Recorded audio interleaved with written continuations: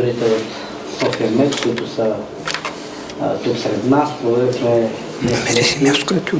с една немалка част от ръководството на медицинските отделения в Югозападна болница, в структурите и в Сандански и в Петрич. А преди малко завърши и срещата с немалка част от общинските съветници на Сандански. И темата, разбира се, бе предложението на София Мед за изграждане на едно съвместно дружество на базата на публично-частно партньорство, свързано с ново болнично заведение, обслужващо жителите и гостите на четирите общини Петрич, Сандански, Струмяни и Кресна. Това предложение бе внесено и анонсирано преди няколко месеца, в края на миналата година. Двете общини, всъщност четирите общини, имат подготвителни действия в тази посока вече предприети, но окончателните решения предстоят. Изключително важни окончателни решения и от тази гледна точка на това, че този въпрос е изключително важен. Той е структуроопределящ и стратегически въпрос относно бъдещето на здравеопазването в югозападният ни регион.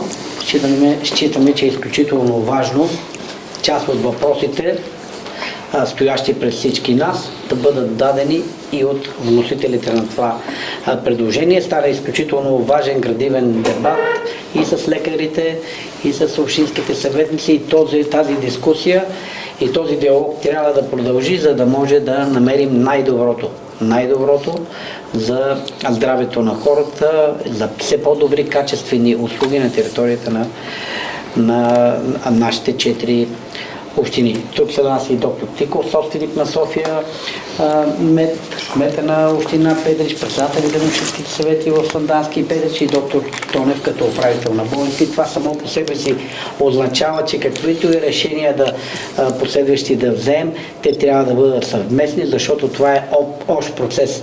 Процес, който е тръгнал още в далечната 2016-2017 година, тогава, когато са обединени двете болнични структури в една, с основна цел, разбира се, все по-добро качество на здравеопазване тогава, сега, а и занапред. Ако ми позволите съвсем накратко да дадем думата на доктор Тиркова, буквално в резюме наистина да презентира съвсем накратко онази идея, която е представена в 4-та общински съвети, и след това на базата на вашия отговор ще постараем в резюме да отговорим. Здравейте, аз съм доктор Тиков. Тук съм във връзка с покана от страна на община Сандански за среща с лекарите и общинските съветници за разясняване на нашето предложение, което сме внесли. Съвсем накратко, нашето предложение е за създаване на едно общо дружество, в което ние участваме с финансов ресурс и с земя, която сме закупили в село Дамяница, която е достатъчна, за да се построи една модерна болница. Общините участват с болницата Югозападна, която е на територията на двете общини и доколкото знаме и още две общини има, Струмяни и Кресна.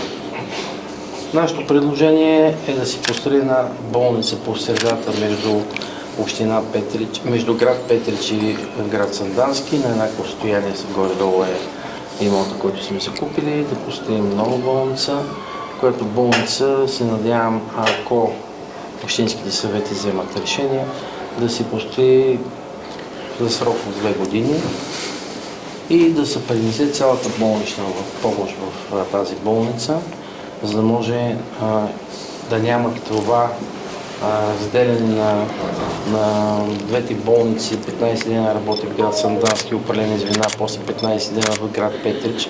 И това всичко се получава поради липса на кадри. Кадрите в здравеопазване, основно лекарите, са много голям проблем. Той първо ще се задълбочава, тъй като средната възраст на лекарите, доколкото знам, в България наближава 60 години. Младите колеги, за съжаление, част от тях напускат, отиват да работят в чужбина с надеждата, че там ще бъде по-добре, но не е точно така. Така че и първо се задълбочава и този проблем и може би това, че липсват определени звена кадри, това е причината в град Петрич и град Сандански да има такова разделение на дежурство по месеци, по седмици, по 15 дни в отделните в Сандански и в Петрич. На териториите на община на град Сандански и град Петрич ще си останат тези звена да съществуват, като тук ние предвиждаме да се обособят център за неотложна помощ и диагностични центрове, консултативни центрове, които да поемат пациентите, които имат нужда от първична медицинска помощ и ако се наложи естествено да бъде извозен до болницата, която е по средата на двете общини. Това ще бъде в Петрич и в Сандански. Сигурно ще останат най-вероятно по места, т.е. в Сандански и в Петрич центровете за хемодиализа. Може би да останат и други звена консервативни, които има, тъй като материалните бази съществуват в двете болници. Предвижда се допълнителни легла според доктор Тонев, той за разширение на болница с продължително легла за продължително лечение или легла за физиотерапия, така че да се надяваме, че тая политика ще доведе до концентриране на лекарския ресурс, т.е. на човешкия фактор в една болница, която да подобри значително качеството на медицинската услуга. И това е нашето намерение накратко. Ние сме познати в бранша, водеща структура сме и водещи инвеститор в българското частно здравеопазване. Имаме опита, имаме менеджмента, т.е. знаем как се управляват здравни заведения и се надявам, че този наш опит ще го приложим и тук на място и тук ще стане една първокласна многопрофилна болница с основната задача да осигури населението за качествена медицинска услуга. Не пациентите от Сандански и от Петрич за най-малък проблем да ходят до големите градове, а да можем да осигурим тази услуга тук на територията на 4 общини. Благодарим съвсем накратко и господин Бречков, кмета на община Петрич.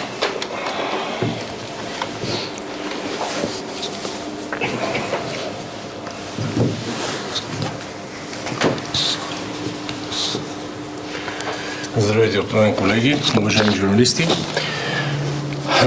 Днесните няколко срещи са продължение на нашето професионално поведение относно нашите съграждани, разбира се, колеги общински съветници, както и лекарите от Многопрофилна болница за активно лечение Югозападна. Ние търсим една ясна транспарентност, т.е. не вървим постфактум, а по-скоро априори с нашите действия. Идеята е да се анализира ситуацията много ясно, идеята е да се изчистят детайлите в това цялото продължение. Но нека да бъдем наясно, че ни очакват доста процедури. Тоест няма една привършеност на процедурата. Да, имаме ясно инвестиционно намерение, което ясно инвестиционно намерение, както и днес лекарите от болничния съвет, включително и медицинските специалисти от болница Югозападна имаха възможност да задават въпроси, защото смятам, че техните въпроси са изключително ценни и важни за всички нас. Защото те са определящи за най-важното – здравната политика на целия регион. Това, което ясно си поставяме като задача пред всички нас е, за съжаление, да изпреварим негативните тенденции в общинското здравеопазване. И затова търсиме това решение много по-рано, отколкото да изчакваме. Факт, доктор Тонев многократно го е заявява пред всички вас като журналисти на пресконференциите, които сме провели за пенсионната възраст. Говориме, забележете, за 48% на специалисти медицински в пенсионна и предпенсионна възраст. За съжаление, този процент е убийствен. И той трябва да бъде воден, и той трябва да бъде водещия критерий, за който ние трябва да търсим решение за тази възникнала ситуация, която ще се утежни между другото със времето. Много често трябва да обръщаме внимание на цялата ситуация в държавата. Това, което се случва с общински, държавни болници, а на много места и с частни болници. Свидетели сме за последните 6 месеца на закриване на цели отделения. И то отделения, които са с изключителна сензитивност, като педиатрични отделения, акушер-гинекологични отделения, вътрешни отделения. Така че това са едни процеси, които само могат да подсказват и само могат да насочват нашия акцент в работата. Да, със сигурност здравеопазването е толкова чувствителна тема, че много хора се опитат да артикулират с нея. Много малко има познаване на целият процес. И затова много държахме на тази среща с доктор Тиков, с заведещите отделения, както и с другите медицински специалисти. Клинични лаборанти, медицински сестри, представители на административната част на болница Югозападна. Мина доста добре срещата, задаваха се необходимите въпроси, които бяха насочени в тема здравеопазване, което е най-нормално до това, което може да очакваме на такава среща.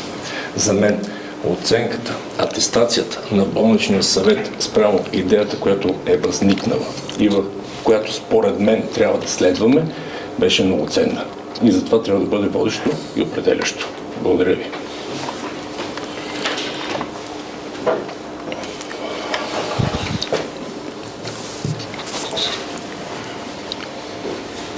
Колеги, преди да преминем към вашите въпроси, ако има такива, искам само да внеса едно уточнение, така както го казахме и пред лекарите, така както бе в дискусията и с общинските съветници, да разсеем всякакви съмнения, внушения и спекулации относно статута на общинските имоти в Сандански, а и в Петрич косвено, разбира се, особено тук в Сандански, свързани с имота, в който се намираме в момента, земята, в която са построени сградите за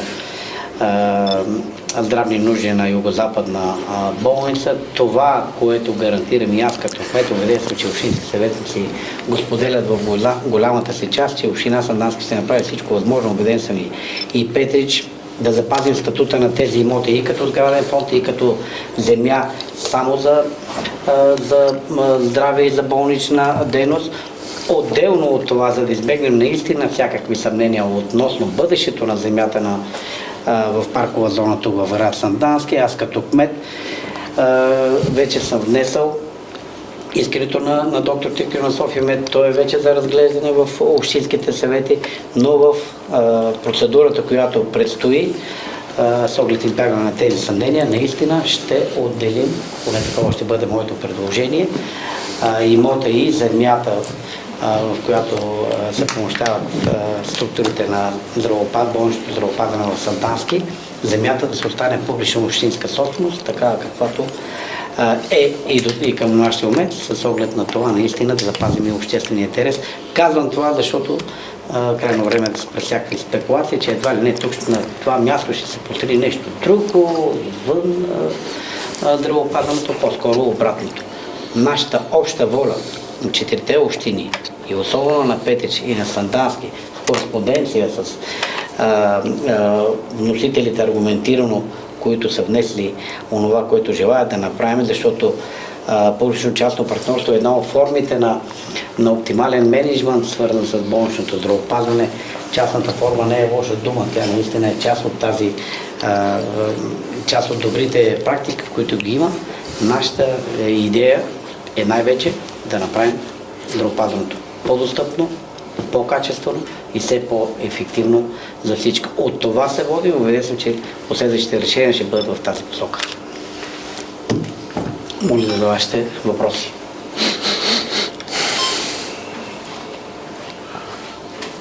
Какво е споразумението между София Мед и двете общини спрямо дяла, който е притежател на болница?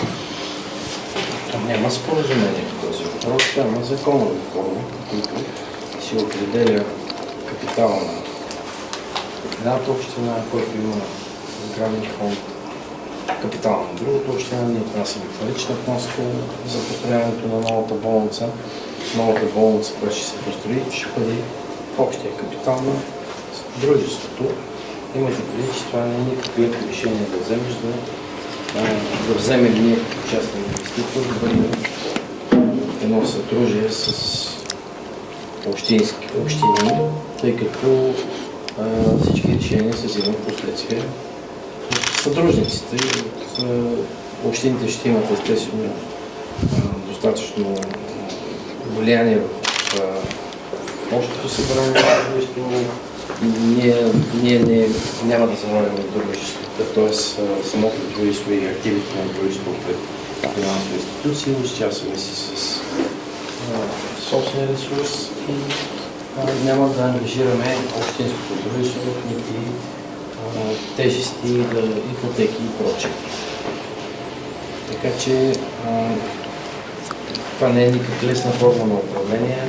Това гарантира достатъчно съвместното участие на общините с нас, гарантира, че инвестицията ще бъде само за здравеопазване и няма какво друго да се прави.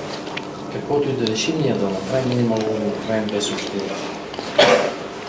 Гарант ли е София Мед за специалисти, които ще пристигнат именно в Сандански, за да могат да лекуват именно жителите на четирите общини? В момента най-големият проблем в здравеопазването са кадрите, лекарите, медицинските сестри, тези, които непосредствено лекуват пациента. В нашите структури има говоря във всички големи болници, има може би 300 специализанти. Имаме много кадри, които ние произвеждаме, специализанти, които се обучават на много добро ниво и естествено ще използваме част от тези кадри да дойдат и да помагат. Т.е. да ги устроим тук. Не е никак лесно да ги докараме хора в София, в Пловдив, да дойдат да се преместят, да живеят тук. Това е много трудна задача. За това нещо се иска да им предложи добри условия, материални и мотивация. Това не е никак лесно, но ние имаме опит в здравеопазването, имаме подобни инвестиции в две общини в България, така че това не ни притеснява. Няма да ни бъде лесно, но предизвикателство никак не е малко и ако общинските съвети вземат това решение, ние сме готови да действаме и да изпълним ангажимента си. Може би въпрос към управителя на многопрофилната болница. Беше споменато, че са провеждани някакви срещи с лекарите в ПМБАЛ до Западна. Какво е мнението на лекарското съсловие за тази идея? Провеждани са две официални гласувания през годините с 100% за членовете на медицинския съвет са гласували за изграждане на болнична сграда, разположена между двата града, която да обслужва населението и на четирите общини, така че това се потвърди и на днешната среща. Никой не изрази противно мнение. Вече се знае какво е конкретното предложение от частното участие на София Мед и то беше прието с позитивно настройка. А в момента състоянието на болницата по отношение на кадрите, няколко пъти правихме срещи с вас за това, че голяма част от тях са в пенсионна възраст. То съществено не се е променило, все пак изминал кратък период от време. Имаме назначения на млади лекари, млади медицински сестри. Те са незначителен процент от общия брой необходими кадри, така че проблема остава за решаване в бъдеще. Очакваме още 20-22 студенти да се върнат на работа при нас, защото имат договори, но и това в годините няма да е достатъчно. Доктор Тиков, въпрос към вас. Ясно ли е вече какви ще бъдат другите отделения, които ще бъдат разкрити в новата болница, или е все още рано да се коментира? Аз в предложението, което сме входили в общинските съвети, там е записано какви са нашите намерения, с кои отделения. Нашите амбиции, нашата идея е да правим една многопрофилна структура, голяма, която да поеме почти цялия спектър за здравни услуги в медицината. Надяваме се това нещо да стане факт, тъй като общините Сандански и Петрич са големи, има населението на четирите общини наброява по 90 000 души, което позволява съществуването на една такава болнична структура. И пак повтарям, че най-големият проблем и най-голямото предизвикателство няма да бъде построяването на новата болница, а запълването със съдържание на тази болница. С качествени лекари, с кадри, които ще спрат огромния поток от пациенти в големите градове от двете общини, от 4 общини. Така че надявам се, ако общините приемат нашето предложение, това нещо да стане факт. Но пак казах, при нас работят доста специалисти. Ние сме София Мед и Пълмет, са университетски болници с много хабилитирани лица, водещи в национален мащаб. Обучението на тези лекари е на високо професионално ниво. И аз твърда, че в България медицината е на даже над средното европейско ниво. Ние имаме най-достъпното здравеопазване в Европа. В Европа, в Германия, в Англия, в другите големи държави, тъй наречени водещи държави, за да те оперират в Англия, да речем, чакаш една година за херния. В България това нещо става днеска за утре, защото здравеопазването е достъпно. На фона на ниските цени на пътеките, които има в България, ние работим тук 3 до 4 до 5 пъти по-ниски цени на пътеките, отколкото работим в Западна Европа. Така че задачата не е лека. От тук нататък, след срещите с персонала и с общинското ръководство, решението е в ръцете на общинските съвети. Това мога да кажа. Уважаеми кметове, уважаеми председатели на Общински съвет и доктор Тиков, имам честа да съм най-възрастния, може би, тук и да помня повече, отколкото е необходимо, вероятно. Искам да свържа две неща, два факта в една логическа връзка. Господин кмета и доктор Тонев и Георги вероятно помнят едно изказване на доктор Димитър Станоев, битността на Общински съвет, но когато той си подаде оставката и напусна Общинския съвет. Той беше 21 минути. Аз го имам записано. Това са 12 години минимум тогава, ако не е повече. Той предупреди тогава за същите неща, за които говори господин Бръчков. Застаряване на професиите, отлив на млади хора от всякакви нива в болницата, нашата болница става дума. Въпросът е какво се направи през това време. И второто събитие, което искам да свържа,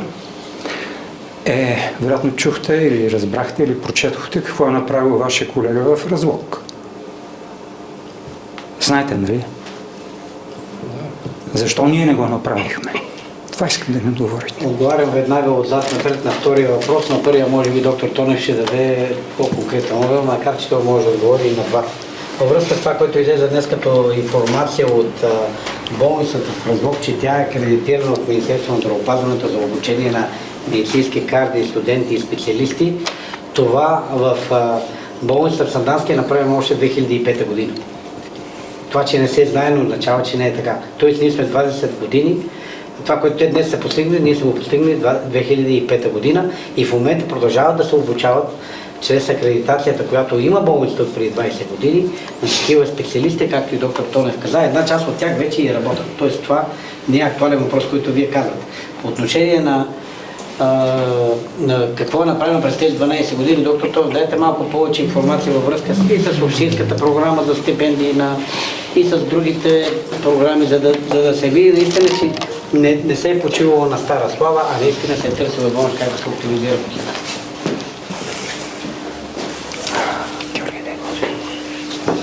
Доктор Станоев преди 6 години си подаде оставката като общински съветник, Не, така повече. че Повече време, вероятно моля ви. повече. В средата на предния мандат беше. 6,5 години. Той тогава се позира и после пак се кандидатира. Имаше едно прекъсване. Така ли беше? Той след това е бил пак. Това не го знам. Защото аз от 6 години не ходя на сесии за това. Не е важно. През годините са положени много усилия за привличане на кадри, Инициативите са още от средата на 2000-та година, когато започна нов процес на специализация. До тогава специализацията на лекарите и другия медицински персонал беше силно затруднена по причини на решения на Министерство на здравеопазването. И още от 2007 година ние имаме изпратени на специализация 6 или 7 лекари, които придобиха в течение на времето специалност и по-голямата част от тях се върнаха на работа в тогава Свети Врач, последствие Югозападна болница. Акредитирани сме за първи път като база за обучение по различни медицински специалности около 2010 година, защото тогава позволиха нормативните документи да се постигне такава акредитация. Ние сме първата в страната общинска болница, която е получила акредитация като база за обучение на студенти и специализанти по съответните специалности, където отговаряме на условията. Акредитациите са периодични, издават се за различен срок от време и сега ни предстои през лятото да кандидатстваме и да получим нова акредитация, като се надяваме да включим още специалности, по които лекари да могат да се обучават в базата ни като специалисти. Следващи стъпки, които са правени, бяха набиране на кадри от различна степен на медицинското образование, клинични лаборанти, рентгенови лаборанти, с които имахме в един период голям проблем и голям дефицит. Медицински сестри, акушерки, особено проблема с акушерките в Сандански, актуален и до днес. И лекари. В един период, още след обединението на Санданската и Петричката база в Югозападна болница, се предприе една инициатива и се започнаха да се подписват договори с студенти по различни медицински специалности, било то медицина, било медицински сестри, лаборанти, чрез стипендии да се обвързат за работа в Югозападна болница. Доста колеги са преминали по тая пътечка. В момента имаме 23 души, които получават стипендия от страна на Югозападна болница, обвързани с договори за да се върнат и да продължат работата си, реализацията си в сегашната Югозападна, надявам се в бъдеще голямата болница. Повече от 10 души са защитили специалност през годините, обучени в Югозападна болница, лекари, специалисти. Създали сме групи по интереси, студенти по медицина и другите медицински специалности, с които поддържаме редовна връзка. Канили сме ги на среща, включително госпожа Караджова е присъствала на такива, които им разясняваме какви нужди имаме, какви възможности имаме за обучение и на студенти в летните им семестри, за лекари, специализанти. И радостен факт е, че 2025 година имаме 6 млади лекари, които започнаха работа в болницата и още 4 млади медицински сестри. И очакваме в близките 1-2 години още поне толкова да започнат работа, както споменах одеве, но и това не достига. Още един въпрос. То може би касае повече община Петрич, как ще осигурите свободен, лесен достъп на вашите пациентите от вашата община, след като както каза и кмета на последната извънредна сесия на Общински съвет Сандански, задължително болницата ще остане на територията на Сандански. Това казахте. Вие имате предвид терена, който... Терена. Да. Това в пълна сила важи и за община Сандански. Да речем, възрастни хора, пенсионери, като мами таксито, сега дойдох с такси, защото носят тежка техника и иначе ходя пешно. 7-8 евро е до там, ми каза таксиметър един.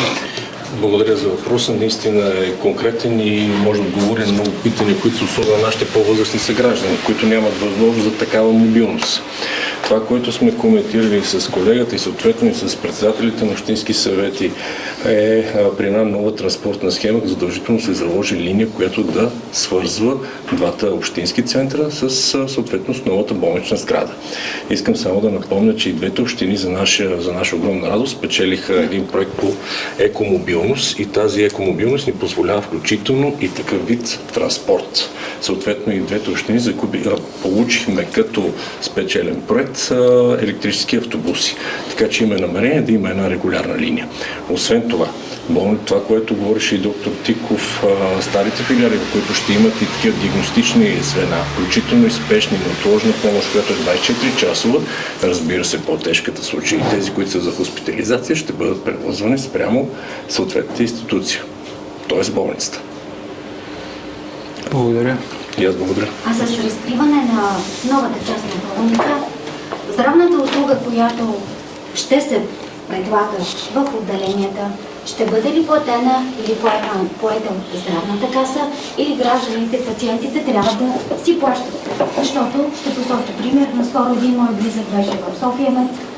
3 дни за настаняване в болницата платихме за прегледи, за изследвания 1000 лева. Какво означава? Аз не знам за прегледи да се заплаща такава сума. Ние имаме болници в две общини, Велинград и Пещера. Пациенти там не доплащат нищо.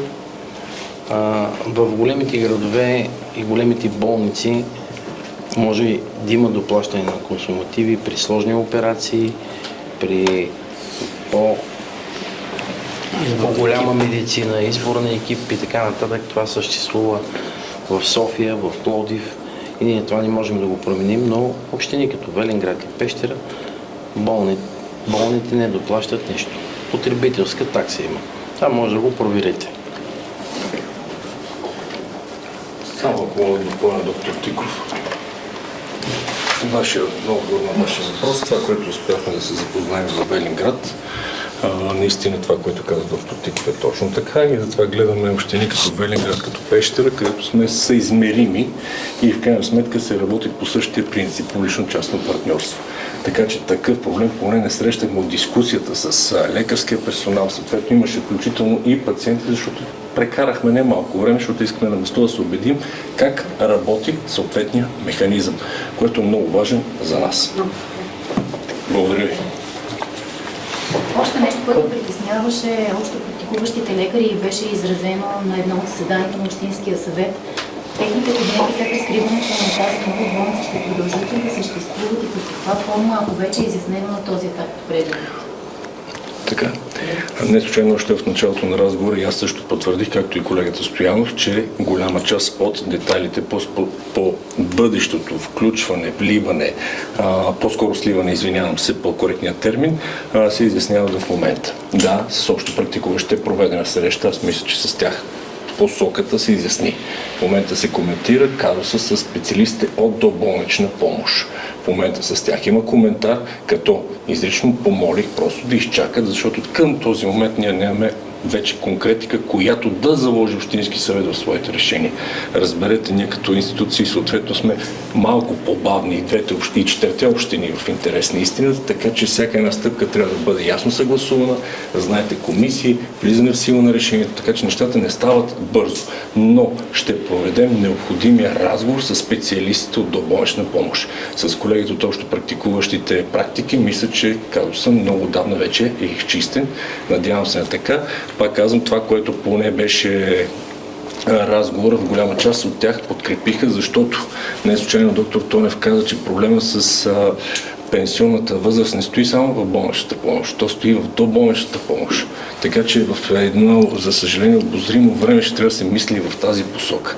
Трябва да се оптимизират тези всичките процеси, трябва да сме абсолютно наясно и трябва да има много ясна и категорична аналитичност на ситуацията. Нека да не се пренебрегва. Благодаря. Аз моля да допълня как стои въпроса в нашите общински болници и изобщо в нашите болници. Няма болница в нашата структура, в която да не фигурират значителен брой домашни лекари. Условията, ако Общинския съвет реши и ние станем бъдещи партньори, ние няма да променим абсолютно никакви условия за джипитата. Напротив, мисля, че ще ги надградим. И в Велинград, и в Пещера нашите домашни лекари почти са безнаеми. Почти ни плащат разходи.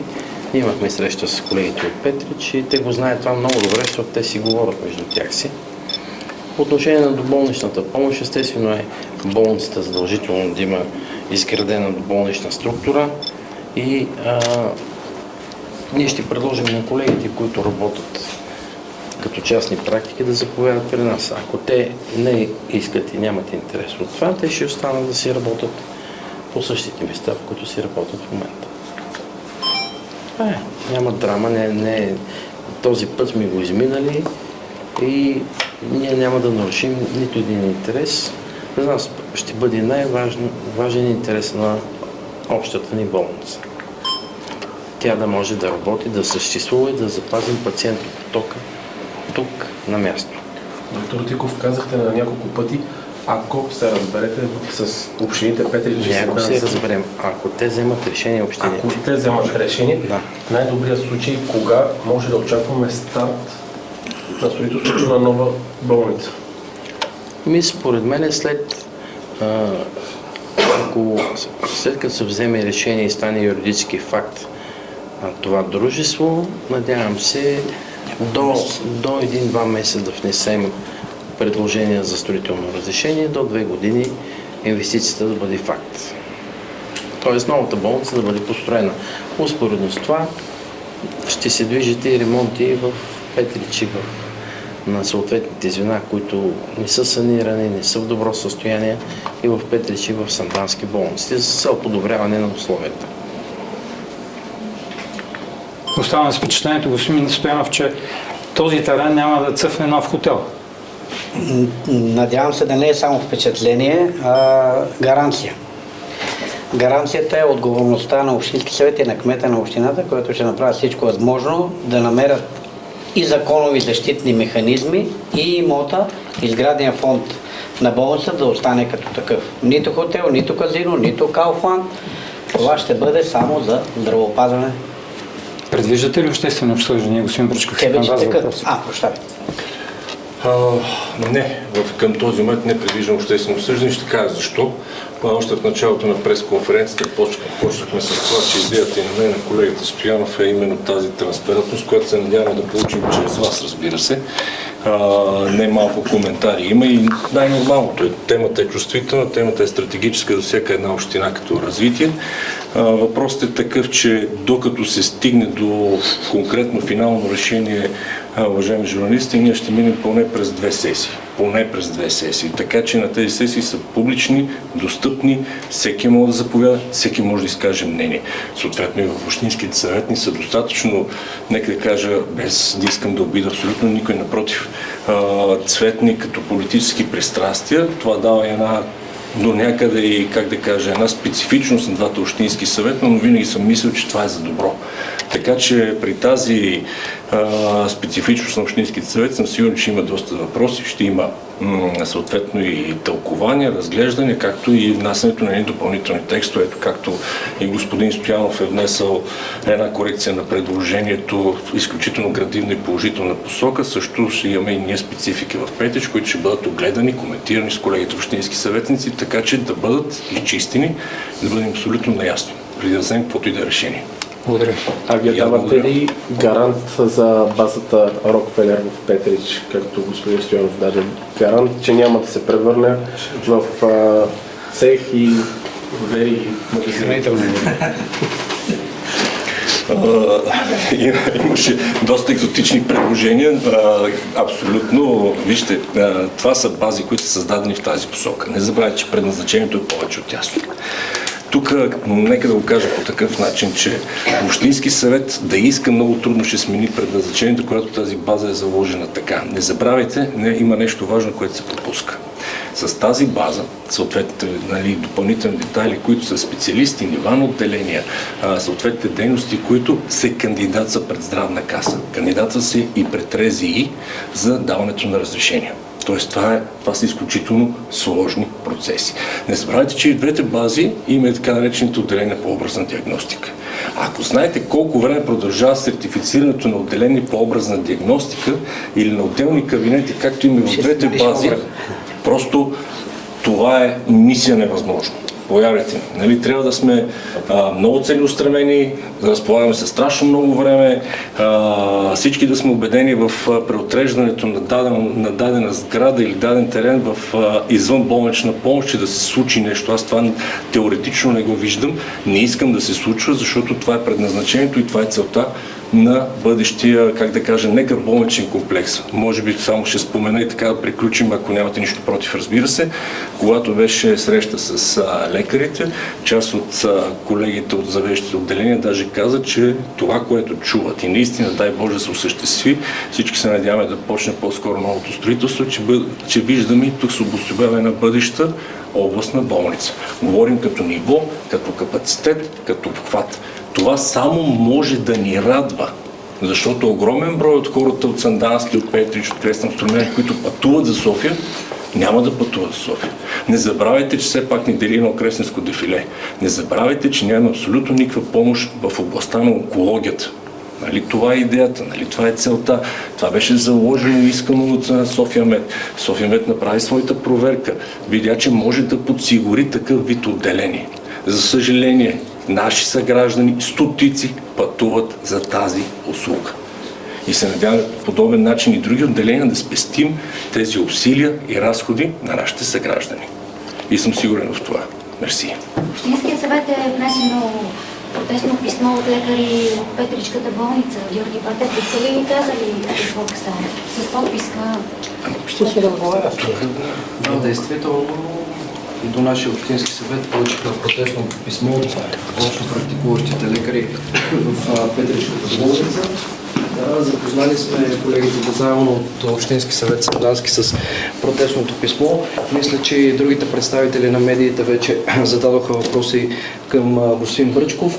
Това реално са въпрос на гледна точка, който трябва Общински съвет Петрич, в това число и господин Бръчков като градоначалник на община Петрич, да си решат проблема и да изчистят между тях, тъй като протестното писмо е адресирано само единствено от общо практикуващите специалисти в Петричката болница. Пак ще коригирам специалисти от болнична помощ. Те са специалисти. Да правим разлика. Батев беше изключително, председател на Общински съвет, господин Батев беше изключително коректен. Това е казус към днешна дата. Не случайно почнах, че това нещо ще бъде регламентирано в формата на сливане, която тепърва предстои. Така че водени са разговори, водени са на групи разговори, първо с общо практикуващи, намерихме разбиране, намерихме обща визия с тях, така че следва и разговор в тази посока. Това, което сме поели като ангажимент и Общински съвет Петрич и Община Петрич, е да ги държим в течение. Но пак казвам, ние сме на една права, която има да извървим още много крачки, преди да се стигне до този финал. Мен, ако ме питате, се надявам финал да е съвсем скоро, защото казах, че трябва да изпреварим събитията. Благодарим на всички. Благодарим на всички.